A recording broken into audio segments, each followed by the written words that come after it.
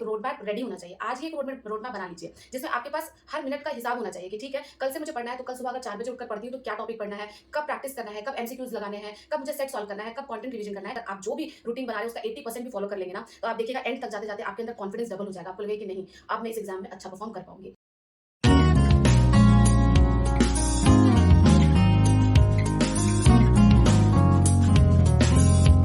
Hey friends, welcome back to my new video. और आज की ये वीडियो आपके लिए बहुत खास होने वाली है। स्पेशली अगर आप टीआरई 4 की तैयारी कर रहे हैं तो ये वीडियो आपके लिए गेम चेंजर हो सकता है, क्योंकि इस वीडियो में मैं आपसे शेयर करूंगी कुछ ऐसे टिप्स जिनको कि मैंने अपने स्टडी जर्नी में बहुत एकदम वाइजली फॉलो किया था। आप भी उसको फॉलो करेंगे ना तो आपके लिए पॉजिटिव रहना, रूटीन फॉलो करना, टारगेट्स अचीव करना और एग्जाम क्रैक करना बहुत हद तक आसान हो जाएगा। तो चलिए बिना किसी देरी के वीडियो की शुरुआत करते हैं। अगर मैं अपनी बात करूं तो मैंने टीआरई 1.0 में पीआरटी के एग्जाम में 120 में से 80 नंबर स्कोर किया था। टीआरई 2 में मैं 6 to 8, 9, 10 दोनों के लिए सिलेक्ट हुई थी। टीआरई 3 में फिर से मैं 9, 10 मैथ्स टीचर के लिए सिलेक्ट हुई हूँ। इसके अलावा मैंने एस्टेट एग्जाम में भी 122 मार्क्स स्कोर किया है। और अपनी इस जर्नी का जो कलेक्टिव क्रक्स है वो आज मैं इस वीडियो में आपको बताने वाली हूँ कि कैसे हम कुछ पॉइंट्स को ही ध्यान में रखकर अगर पढ़ाई करें तो हमारी स्टडी जर्नी कितनी आसान हो जाएगी और हम डिस्ट्रैक्ट होने से बच जाएंगे। अभी बिहार में टीआरई 4.0 के एग्जाम्स होने वाले हैं फ्रेंड्स, और अगर अभी आप देखेंगे तो आपके पास लगभग 50 दिन का टाइम है एग्जाम क्रैक करने के लिए, क्योंकि डेट्स जो हैं वो अगस्त में अनाउंस किए गए हैं। तो आपको अपनी तैयारी ऐसी रखनी है कि 30 जुलाई तक आपका सारा सब्जेक्ट अच्छे से कंप्लीट हो जाए, आपका रिविजन भी हो जाए, ताकि एग्जाम अगर 1 अगस्त को भी होता है तो आप उस दिन प्रिपेयर रहें एग्जाम देने के लिए। अगर मान लीजिए टाइम डिले होता है तो ये आपके लिए अच्छी बात है, लेकिन आपको तैयारी ऐसी रखनी है कि आप 1 अगस्त के लिए रेडी रहें कि हाँ, अगर आज एग्जाम है तो आज मैं बैठूंगी तो उसमें अच्छा परफॉर्म करके ही उठूंगी। ठीक है, तो इसमें सबसे इंपॉर्टेंट टिप जो पहली टिप मैं आपको देने वाली हूँ वो ये है कि आप 8 से 10 घंटे अभी से लेकर 50 दिन तक आपको डेली पढ़ना है। अब आपके पास टाइम नहीं रहा है कि आप नेगेटिव सोचें या फिर आप अपना टाइम कहीं इधर उधर वेस्ट करें, फोन में वेस्ट करें, दूसरों से बातें करने में वेस्ट करें, या फिर ये सोचने में वेस्ट करें कि अरे मेरे पास तो इतना स्टडी मटेरियल है, कैसे कंप्लीट होगा। अब सब कुछ छोड़ छाड़ के धीरे धीरे करके अपने टॉपिक को कंप्लीट करना शुरू कीजिए। हर दिन का आपके पास एक रोड मैप रेडी होना चाहिए। आज ही एक रोड मैप बना लीजिए, जिसमें आपके पास हर मिनट का हिसाब होना चाहिए कि ठीक है, कल से मुझे पढ़ना है तो कल सुबह अगर 4 बजे उठकर पढ़ती हूँ तो क्या टॉपिक पढ़ना है, कब प्रैक्टिस करना है, कब एमसीक्यूज लगाने हैं, कब मुझे सेट सॉल्व करना है, कब कंटेंट रिवीजन करना है। एक रोड मैप आप बड़े से चार्ट पेपर पर बना लीजिए। और रोड मैप का बहुत ज़्यादा फायदा होता है फ्रेंड्स। अगर आप जो भी रूटीन बना रहे हो उसका 80% भी फॉलो कर लेंगे ना, तो आप देखिएगा एंड तक जाते जाते आपके अंदर कॉन्फिडेंस डबल हो जाएगा। आपको लगेगा कि नहीं, अब मैं इस एग्जाम में अच्छा परफॉर्म कर पाऊंगी। तो इसीलिए रोड मैप आपके पास होना चाहिए। एक दिन पहले ही डिसाइड कर लीजिए कि कल आपको क्या पढ़ना है, और सुबह उठ के अपने कॉपी किताब को टेबल पर रखिए और उससे कहिए कि आज का पूरा दिन मेरा समर्पित है इस टेबल के ऊपर। मुझे आज पूरा दिन जो भी मैंने टारगेट सेट किया है उसे मुझे अचीव करना है। मेरे चैनल से ज़्यादातर लड़कियां जुड़ी हुई हैं और मुझे पता है कि लड़कियों की लाइफ में बहुत सारे काम होते हैं। आपको सुबह उठकर किचन का काम करना होता होगा, उसके बाद और भी बहुत सारी जिम्मेदारियां होती होंगी। मैंने खुद भी वैसे ही एग्जाम क्लियर किया है, सारा काम करते हुए। इवन जिस दिन मेरा एग्जाम था उस दिन भी मैं खाना बना के गई थी एग्जाम देने के लिए। तो इतना स्ट्रगल लड़कियों की लाइफ में होता है। लेकिन अभी जो 50 दिन है फ्रेंड्स, इसमें आप सब कुछ इग्नोर करके थोड़ा सा टाइम अपने लिए निकालिए। स्पेशली आपको कहूंगी कि आप जैसे आपने मेरे स्टडी व्लॉग्स देखे होंगे तो मैं सुबह 3 बजे, कभी 2 बजे, कभी 4 बजे उठ जाती थी पढ़ने के लिए। रीजन बस एक होता था कि अगर सुबह में मैंने 2 से 3 घंटे अच्छे से पढ़ाई कर ली तो पूरा दिन मेरे दिमाग में यही रहेगा कि मेरा मॉर्निंग आवर जो है वो बहुत प्रोडक्टिव रहा है, अब मुझे इस दिन को वेस्ट नहीं करना है। तो आप भी ऐसे ही कीजिए, क्योंकि अगर आप सुबह 6 बजे या 7 बजे उठेंगे तो आपको डायरेक्ट किचन में जाना पड़ेगा। तो कोशिश कीजिए कि उससे पहले 2-3 घंटे आप पढ़ाई करिए, उसके बाद किचन में जाइए। तब आपको पता है क्या फील होगा, अंदर से पॉजिटिव एनर्जी आएगी। आपको लगेगा कि मैंने 3 घंटे पढ़ाई कर ली, एक टॉपिक कंप्लीट कर लिया है, एक टारगेट मेरा अचीव हो गया है, अब इसके बाद मुझे ये टॉपिक्स करने हैं। तो आपके अंदर पॉजिटिव एनर्जी रहे, आप जल्दी जल्दी काम खत्म करेंगे और फिर आप पढ़ने बैठ जाएंगे।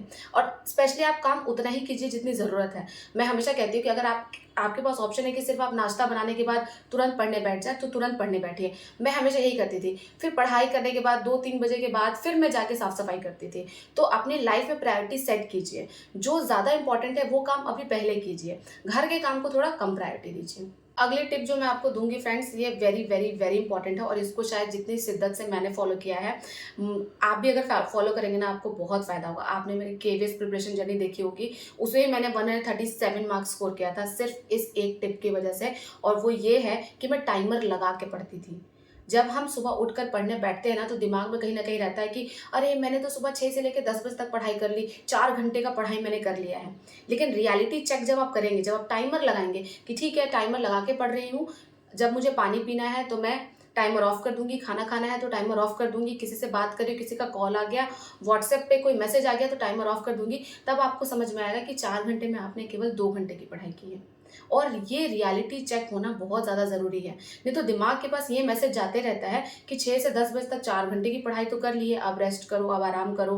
तो इसीलिए टाइमर लगाकर पढ़िए, आपको असली में पता चलेगा कि आप कितना टाइम इन्वेस्ट कर रहे हैं पढ़ाई के लिए। और जब आपको रियलिटी में पता चलेगा ना कि अच्छा, आज पूरे दिन में मैंने 3 घंटे ही पढ़ाई करी, तब आप कोशिश करेंगे कि आप कहाँ-कहाँ जो टाइम वेस्ट कर रहे थे, वहाँ आप टाइम सेव करेंगे और ज़्यादा इनपुट डालेंगे पढ़ाई करने में।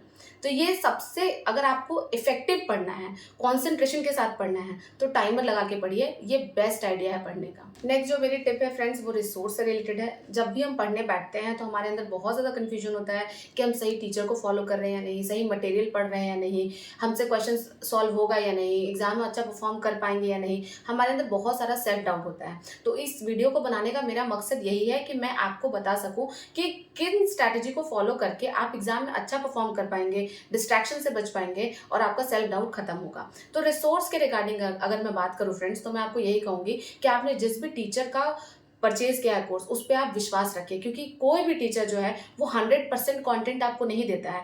किसी भी टीचर का नोट्स पढ़ के आप एग्जाम में सारे क्वेश्चन टिक नहीं कर पाएंगे, ठीक है। लेकिन इतना मैं कहूंगी कि अगर आप अपने टीचर का नोट्स को फॉलो कर लेंगे ना, तो आपका बेस इतना स्ट्रांग हो जाएगा कि उस बेसिस पे आप बहुत सारे क्वेश्चन सही कर पाएंगे।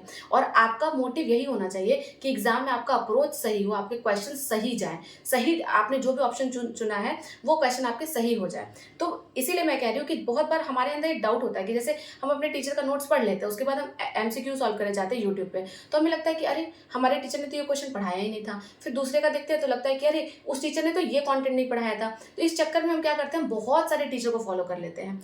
तो एक कंटेंट को 10 टीचर से पढ़ने से अच्छा है फ्रेंड्स कि आप अपने कंटेंट को 10 बार रिवीजन करें, क्योंकि रिवीजन में वो शक्ति है ना जो कि आपको एग्जाम पास करवा देगी। हमारे साथ होता है कि हम एक टॉपिक को 10 टीचर से पढ़ लेते हैं और एक टॉपिक के 1000 क्वेश्चन लगा लेते हैं, और एग्जाम में हमारा कमांड 1000 क्वेश्चन पर नहीं होता है ना। तो इसीलिए आप अपने टॉपिक को, अपने कंटेंट को बार बार रिवीजन कीजिए। एमसीक्यूज आप सॉल्व कीजिए, नो डाउट, लेकिन सबका कंटेंट फॉलो मत कीजिए।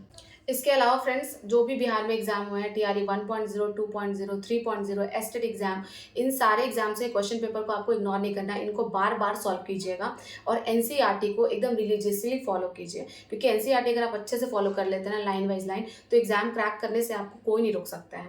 इसके अलावा अगर आप स्ट्रैटेजी की बात करेंगे तो वीडियो मैंने ऑलरेडी बनाया है, उसका लिंक मैं डिस्क्रिप्शन में दे दूंगी। 1 to 5, 6 to 8, 9, 10 तीनों के लिए स्ट्रैटेजी वीडियो अपलोडेड है, आप वहां से जाकर देख लीजिएगा। उसमें आपको एकदम सही गाइडेंस मैंने दिया है कि किस टॉपिक को कहां से पढ़ना है। नेक्स्ट टिप जो है फ्रेंड्स, वो ओवर थिंकिंग से रिलेटेड है। बहुत बार हम पढ़ाई करते हैं तो हमारे दिमाग में बहुत सारे क्वेश्चन आते हैं कि मॉक में मेरे कम मार्क्स आ रहे हैं, कंपटीशन बहुत ज़्यादा है, मेरा होगा या नहीं, कैसे होगा। तो मैं आपको एक एग्जाम्पल देती हूँ कि जब हम एग्जाम दे रहे होते हैं, आपने कभी भी कोई भी एग्जाम दिया होगा, तो क्या आपके दिमाग में उस टाइम पे ऐसे थॉट्स आते हैं कि किसी ने मुझे नेगेटिव कहा है, पता नहीं मेरा सिलेक्शन होगा या नहीं। हमारा पूरा का पूरा फोकस क्वेश्चन सॉल्व करने में रहता है। हमें लगता है कि हम कम टाइम में ज़्यादा क्वेश्चन जल्दी जल्दी सॉल्व कर ले, सही सही सॉल्व कर ले।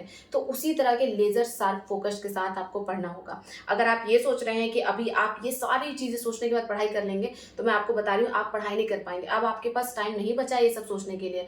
आपके पास जो सिचुएशन है ना अभी, वो डू और डाई की सिचुएशन है। अगर आप पढ़ लेंगे तो कुछ कर जाएंगे, और अगर नहीं पढ़ेंगे तो शायद पीछे रह जाएंगे। और फिर आप ना दूसरों को देखकर हमेशा यही सोचते रह जाएंगे कि अरे, उस दिन मैंने पढ़ाई कर ली होती, 50 दिन को अच्छे से यूज कर लिया होता, तो आज मैं कहीं और रहती, उसकी जैसी लाइफ जी रही होती। तो आपका भाग्य ना आप खुद बनाते हैं। तो ये 50 डेज़ अपने ऊपर इन्वेस्ट कीजिए और इन सब चीज़ों को, जो भी नेगेटिव बातें उनको छोड़ दीजिए और सिर्फ़ और सिर्फ़ पढ़ाई पे फ़ोकस कीजिए। जो लास्ट टिप है फ्रेंड्स, ये सारी मेरी बहनों के लिए है जो भी तैयारी कर रही हैं। हो सकता है कि आपकी लाइफ़ का ये आखिरी मौका हो, क्योंकि इसके बाद मुझे नहीं लगता कि इतनी बल्क में टीचिंग वैकेंसीज़ आएँगी। बहुत सारी लड़कियाँ जिनका एज जो है वो ऑलमोस्ट कंप्लीट हो गया है, इसके बाद वो एग्ज़ाम देने के लिए उनका एज नहीं बचेगा। तो मैं यही कहूँगी कि ये 50 डेज़ हैं, आप इस 50 डेज़ में अपनी ज़िंदगी बदल सकती हैं। क्योंकि मुझे पता है कि एक मिडिल क्लास फैमिली के लिए एक गवर्नमेंट जॉब कितना मायने रखती है। आपने मेरी जो लाइफ़ है वो जॉब से पहले भी देखी है, जॉब के बाद भी देखी है, और मैंने अपनी लाइफ़ में बहुत सारे पॉजिटिव चेंजेस देखे हैं और उनको मैं एक्सपीरियंस कर रही हूँ। तो मैं ये बात समझ सकती हूँ कि एक लड़की के लिए सरकारी नौकरी कितनी ज़रूरी होती है। लड़कियों की लाइफ में ना मतलब सबको भगवान बना दिया जाता है, पति को परमेश्वर बना दिया जाता है, सास-ससुर को भगवान का रूप बना दिया जाता है। आप सबको भगवान मानिएगा, लेकिन इन 50 दिनों के बाद मानिएगा। 50 दिन के बाद सबकी सेवा कीजिएगा, जितना मतलब समय देना होगा दूसरों को दे दीजिएगा, लेकिन ये 50 दिन अपने लिए जी लीजिए। शायद इन 50 दिनों में आपकी ज़िंदगी बदल जाए। तो चलिए फ्रेंड्स, आज की वीडियो को मैं यहीं पर ख़त्म करती हूँ। अगर आपको ये वीडियो अच्छी लगी हो तो लाइक कर दीजिए, चैनल पर नए हैं तो सब्सक्राइब कर दीजिए। मिलेंगे आपसे नेक्स्ट वीडियो में, तब तक के लिए अपना ध्यान रखिएगा। Bye bye and take care.